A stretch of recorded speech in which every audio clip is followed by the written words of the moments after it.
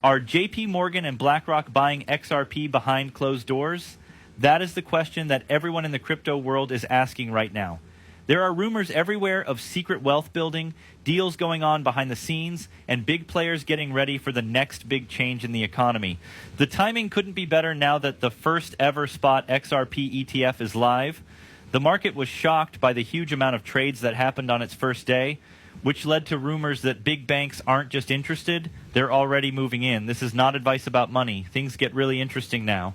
Robbie Mishnick and Susan Athey are two of the few people who really valued XRP in 2018. Next, what takes place?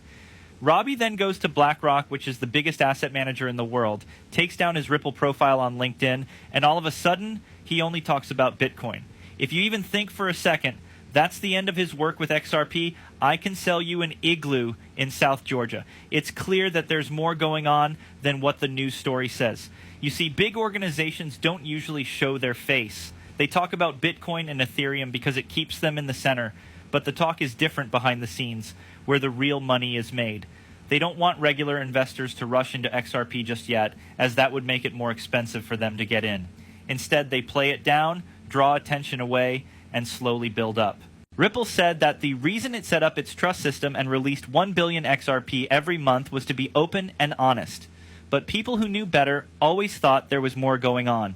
Over time, proof of pre-allocation contracts came out. We know for sure that R3 got 5 billion XRP through an option deal. We know that Greg Kidd set aside 1% of the total float. The best part is now here. You may be right about those two groups being the only ones smart enough to set up option contracts. Does anyone really think that the BS, Bank of America, or the IMF didn't make their own deals?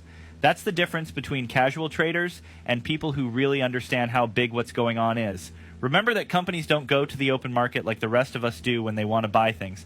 They use deals